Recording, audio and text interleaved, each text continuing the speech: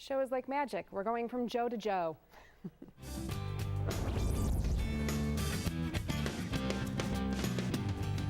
Yes, and this is perfect timing because, you know, throughout the week this week we had a little spurt in the old thermometer. We had some warm weather. So now we're starting to talk about springtime allergies, and joining us is Dr. Richard Lavi from the Allergy, Asthma, and Sinus Relief Center. Doctor, it's great to see you again. Thank you, sir. And I know you're seeing a lot of patients these days.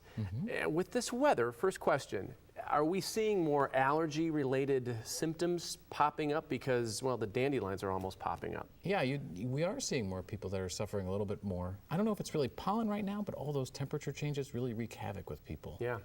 Let me ask you this, do allergies, or the things that kick in allergies, do they grow more when that weather kicks in as well, or is that something that they're dormant until pretty much real-time springtime? Yeah.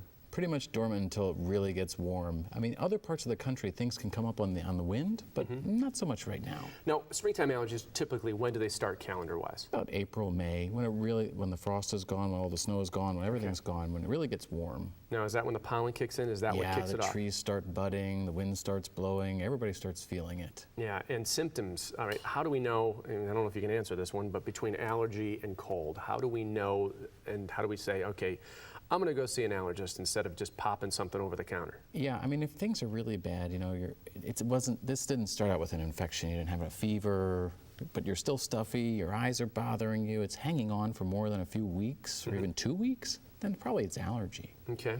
Now, what's the #1 complaint? Oh, stuffiness. Yeah. My nose. I'm just so congested. You're really good at doing that, too. You live with it. Yeah. It bothers people. Do you yourself suffer from allergies? Yeah. All right, and what kicks it in for you? Well, I'm on injections right now for my dog. Oh, really? Yeah. Okay. So, you know you're allergic to dogs, but you still... You make a choice. All right, gotcha. So you're doing... How old's your dog?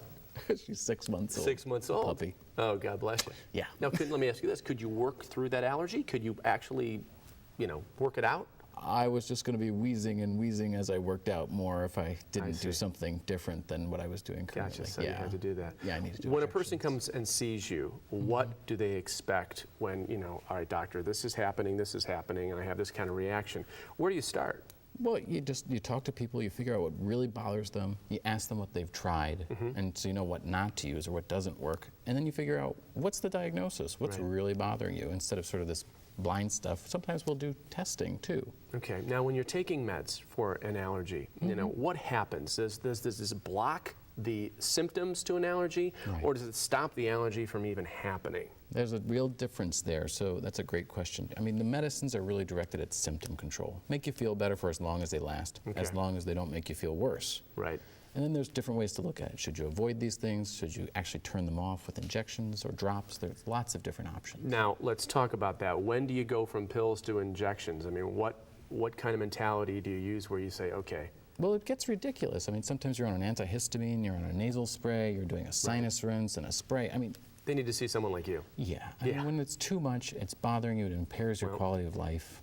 Now there's another location. So now we have 3 locations where you can see the Allergy, Asthma, and Sinus Relief Center, and doctors waiting for you in Twinsburg, Chardon, and Uniontown, and we've got an 800 number there, 888-524-6996. Thank you so much. It's a pleasure. Thank you, I appreciate sir. it. All right.